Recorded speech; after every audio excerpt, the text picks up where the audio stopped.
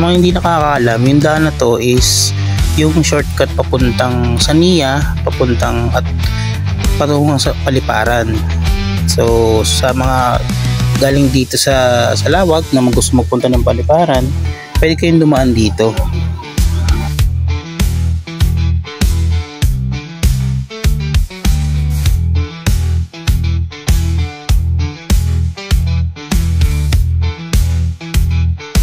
Sa left side, yun yung makikita yung Sania Resort.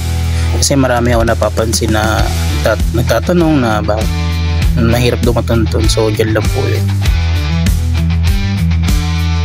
After makarating ng Sania, dire-diretso ka lang hanggang Hinto. Advice ko lang sa gabi, huwag kayong dadaan dito.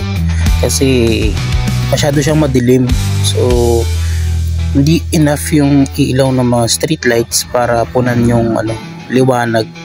O dami rin nag-drag race dito sa gabi, so mag-iingat kayo. Kung dadaan kayo, doble ingat kasi madilim nga. So prone sa mga snatchers, sa mga hold up. So doble ingat lang. Tsaka ingat din kasi daming kamote dyan. Yung mga walang helmet na mabilis yung putakbo ng motor, tapos bomba ng bomba, tunog lata naman.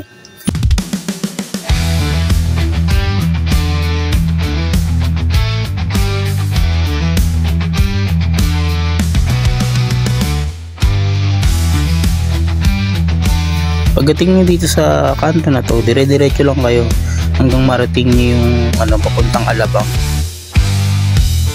Hindi kayo pupunta ng Alabang ha, baka sabihin nyo pupunta kayo ng Alabang. Hindi, pagka narating nyo lang yung way papunta ng Alabang, tapos papunta ng yung pa left side, papunta ng Alabang yun. Labas nya sa Lawag, tapos papunta ng Alabang.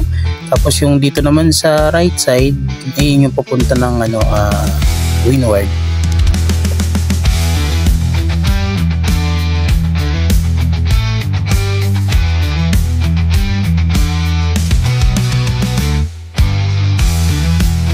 Isa bang reminder na minsan kasi may mga nangi-hitchhike dito, so huwag nyo na lang pasakayin kung kayo na inaalabang kasi ma-hold up kayo or anything na mangyari, diba? So doble ingat na lang.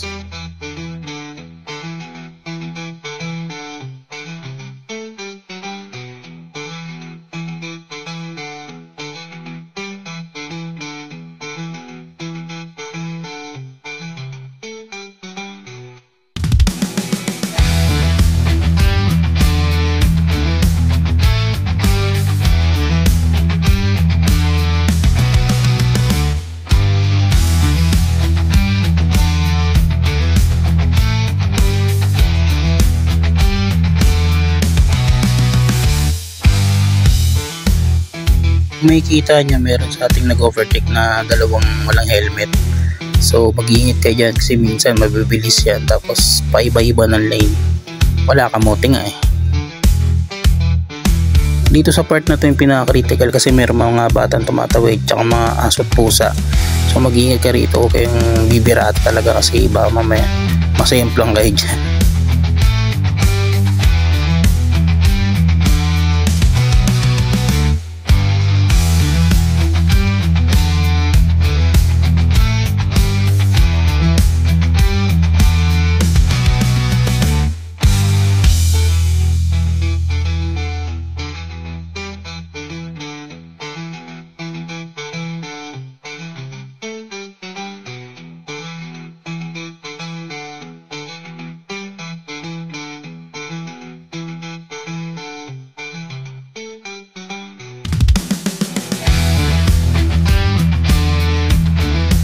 Dito pala yung papuntang Alabang, so huwag kayong liliko dyan kasi expressway yan.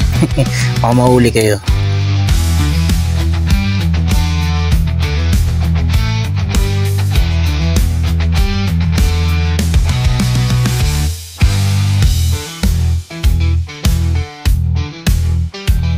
Dito sa part na to, nasa Paliparan na kayo, so real quick, diba? Hindi kayo maboboring sa biyahe kasi malamig naman siya, lalo na pag mga gantong oras, malamig siya, tapos siyempre presko, at konti lang yung tao, konti lang yung sasakyan, kung makikita nyo, konti lang, papunta ng Rotonda. May naalala ako sa lugar na to, Kung nakapunta na kayo sa UP Diliman, parang ganito yung daan dun, di ba? May mga puno na malalaki, tas may may mga dahon na hindi lumalawan.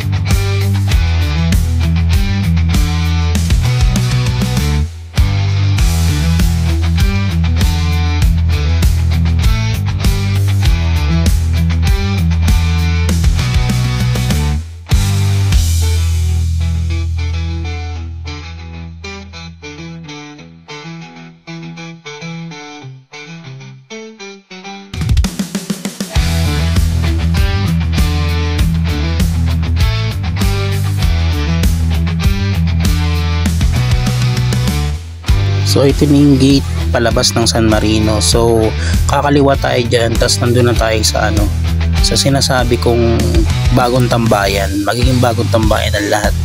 So mag-i-enjoy kayo kasi malawak yung lugar. Tapos pwede kayong magpalipad ng saranggola, pwede kayong magtatakpo yung mga kids nyo, pwede yung dyan pagurin. Tapos pwede rin kayong mamili. Sa harap nyan is yung all day.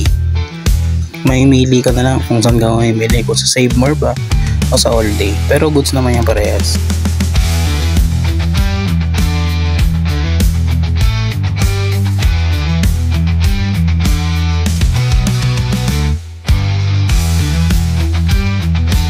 So ito na yung sinasabi kong bagong tambayan. So samantalahin nyo na, puntahan nyo na habang di pa nagiging mall or subdivision.